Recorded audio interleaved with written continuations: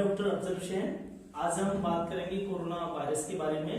Corona virus क्या है और कहां से आया है और किस तरह से ये इन्फेक्शन को कॉज करता है लंग्स में, कैसे हमारे रेस्पिरेटरी सिस्टम को इन्फेक्ट करता है और इसकी पैथोलॉजी क्या है। तो कोरोना वायरस कोई नया वायरस नहीं है और इससे पहले भी ये corona virus third corona virus है। इससे पहले भी कोरोना वायरस आया था, जैसे कि SARS corona virus, MERS corona virus. SARS corona virus severe acute respiratory syndrome ये 2002 में आया था और फिर उसके बाद MERS middle east respiratory syndrome corona virus 2012 में आया था। कोरोना वायरस डायरेक्टली स्पीसीज को क्रॉस करते हुए इसने ह्यूमन पॉपुलेशन को इन्फेक्ट किया और फिर उसके बाद कंटिन्यू फैलता रहा।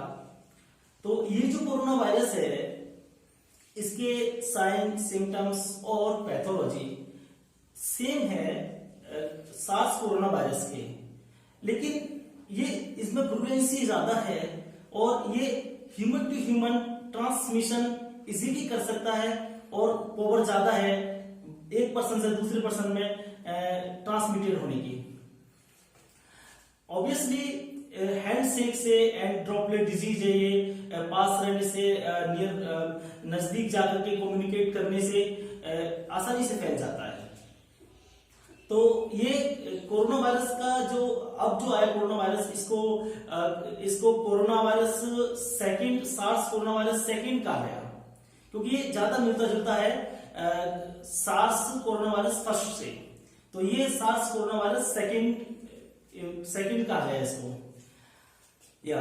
तो कोरोना वायरस का जो पहला पेशेंट आइडेंटिफाइड हुआ वो 12 दिसंबर को वुहान सिटी में हुआ, चाइना की। और फिर चाइना में लगातार केसेस बढ़ते गए और लगातार केसेस को बढ़ने पर चाइना के हेल्थ सिस्टम ने उस पर गौर की और 1 जनवरी को चाइना का लोकल सी फूड मार्केट बंद करा दिया।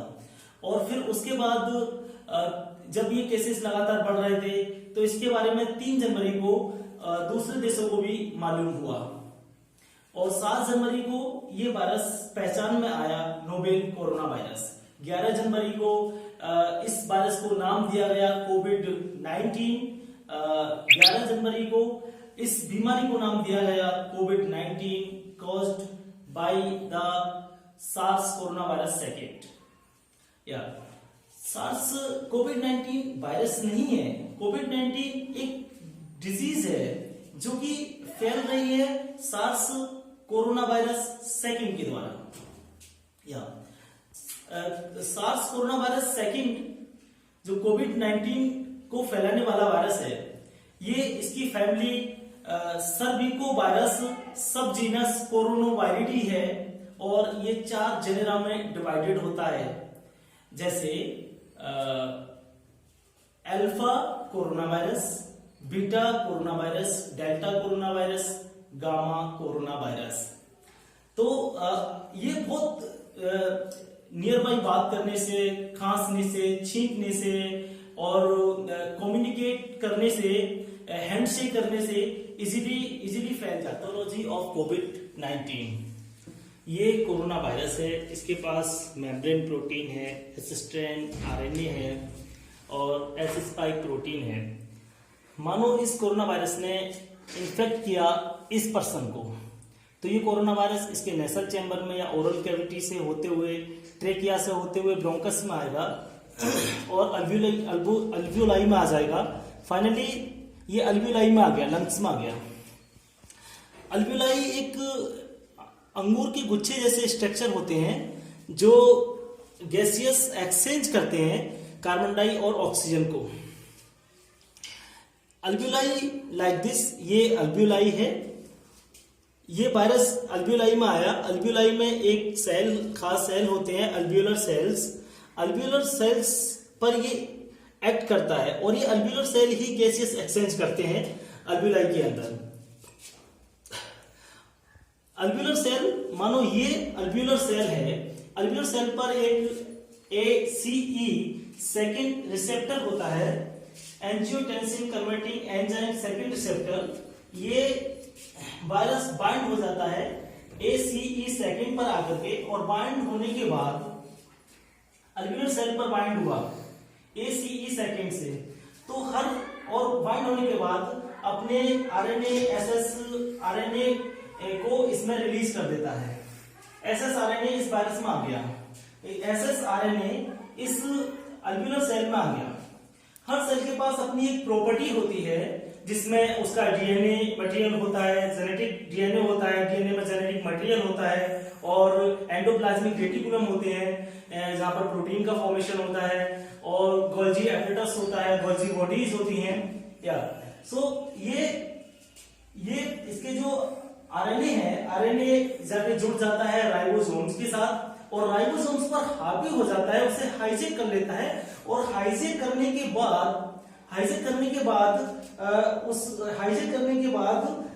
एक प्रोटीन बनाता है, पॉलीप्रोटीन मॉलिक्यूल का फॉर्मेशन करता है, और उसके साथ ही ये एक स्पेसिफिक एंजाइम को यूज करता है, RNA डिपेंडेंट RNA पॉलीमरेज, और वहां पर RNA सिंगल स्ट्रैंड RNA बन जाते हैं।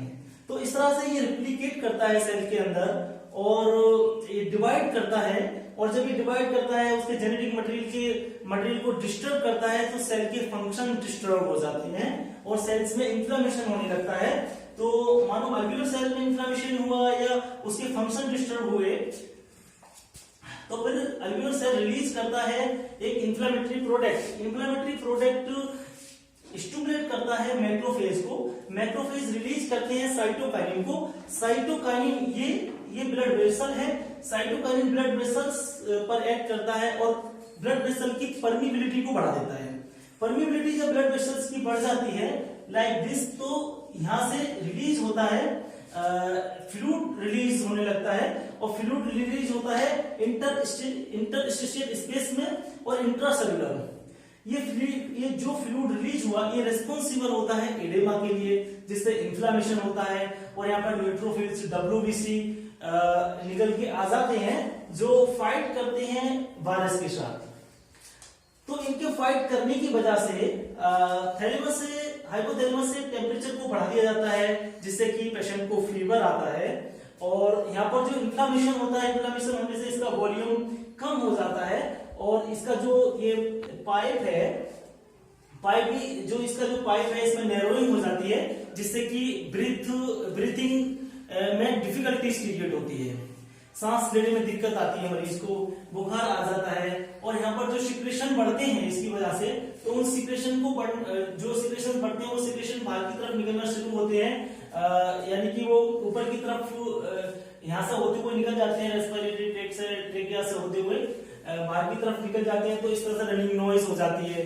तो ये इस तरह से सिम्टम्स आते हैं, फीवर का होना, ब्रीथलेसनेस होना, सही से सांस ना आना, और इसके डिवाइड करने की जो कैपेसिटी है वो बहुत ज्यादा है, बहुत तेजी के साथ ग्रो करता है, बहुत तेजी के साथ डिवाइड करता है।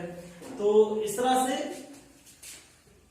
सिम्टम्स भी आते हैं, जैसे फीवर, हेडेक, टायर्डनेस फील होना, और बॉडी एक होना, और पेशेंट की रनिंग नॉइज होना, कोल्ड होना, इस तरह के इसमें ये सिम्टम्स आते हैं। इससे जो इसका प्रिवेंशन है, इसे कैसे बचा जा सकता है, किस तरह से सेफ रह सकते हैं, और हम कैसे अपनी इम्यूनिटी को स्ट्रॉन्ग करें जिससे कि बच सकते हैं, मैनेजमेंट क्या है, और हम कोरोना से कैसे फाइट कर सकते हैं, कैसे कोरोना से सेव कर सकते हैं खुद को, और इसके प्रिवेंशन क्या है, ये सब बताया जाएगा नेक्स्ट वीडियो में। And thanks for watching video.